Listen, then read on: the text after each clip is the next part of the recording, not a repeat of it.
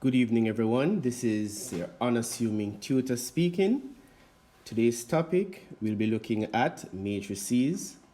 We are going to find the determinant of a 3 by 3 matrix using the repeating columns method. Now, there are 4 steps that we go through in order to achieve this.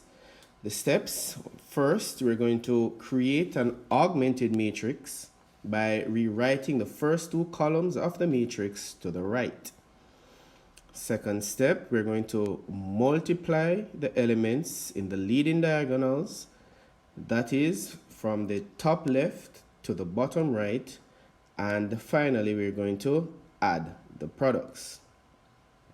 For the third step, we're going to do the same thing, but this time for the counter diagonals. The counter diagonals move from top right to bottom left, and then we're going to add the products. And then in the end, we're going to subtract the sum of the counter diagonals from the sum of the leading diagonals. So we're going to get an equation similar to this one, where we have our leading diagonal minus our counter diagonal. The example we're going to use, let me get that going on the board. So we have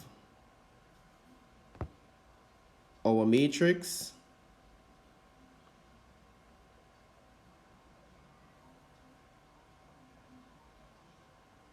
three, 1, 2. For the second column, we have 1, minus 1, and 3. And for our third column, we have 1, 1, 1. Now, as we said in our first step, we're going to create an augmented matrix by rewriting the first 2 columns to the right. So we're just going to make a partition here, just for us to differentiate.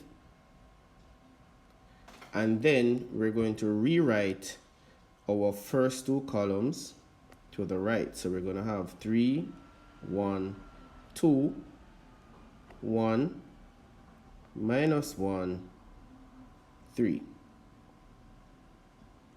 And there we have our augmented matrix.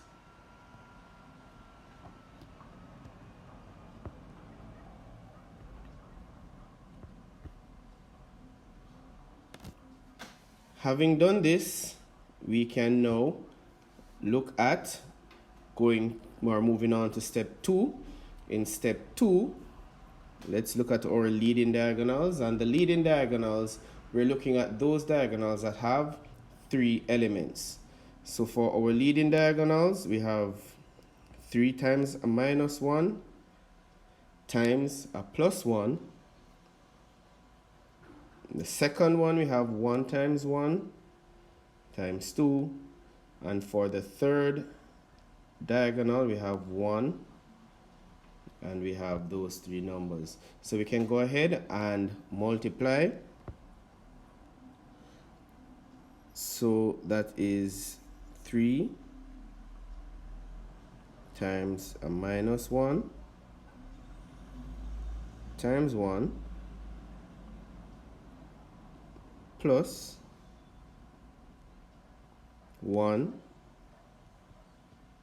times 1 times 2 plus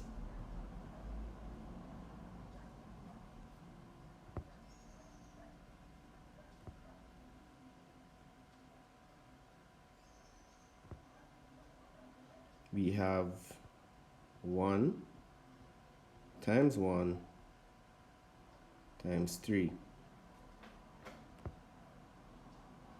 Now if we should multiply these, we're going to get minus 3 plus 2, and for our final one, we're going to get plus 3. Then once we equate, we're going to get plus 2. So we get a plus 2 for the sum of our leading diagonals. We're going to rewrite the above matrix, but this time we're going to do it, or we're going to find our counter diagonals. So let's just rewrite our first matrix.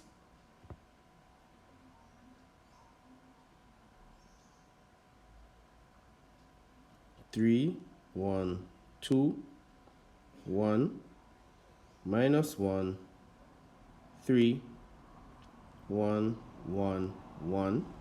Again, we put our partition, and then we repeat the first two columns. 3, 1, 2, 1, minus 1, 3. Now remember, we're doing this now for our counter diagonals. Counter diagonals move from top right to bottom left. So we're looking at this diagonal, this diagonal, this diagonal. So we need to multiply the elements in each of these diagonals, and then in the end we add the products. So we have 1 times a minus 1 times 2 plus 3 times 1 times 3 plus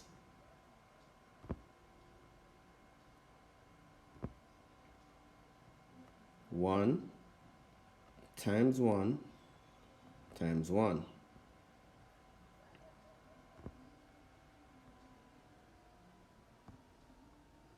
Now if we should add these, we're going to get minus 2 plus 9 plus 1.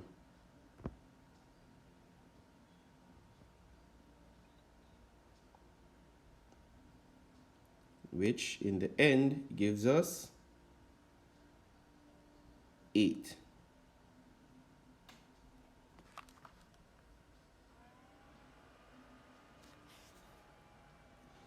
So now we've calculated the sum of the products in our leading diagonals and our counter diagonals. And finally, for step 4, we know that we're going to use the sum of our leading diagonal, which is 2.